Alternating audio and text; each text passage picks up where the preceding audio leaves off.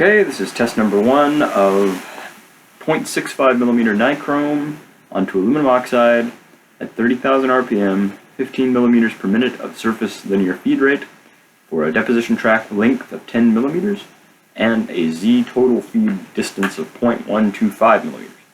So with no further ado, I'm going to go ahead and turn the spindle on, get into contact with the substrate, and try the deposition. So let's see.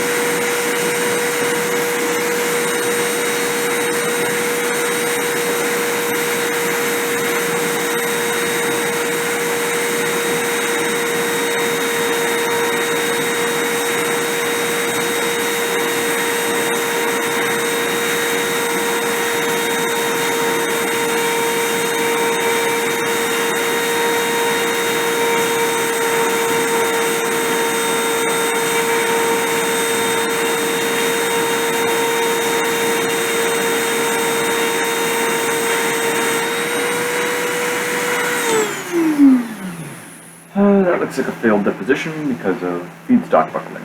Stop these videos and try again.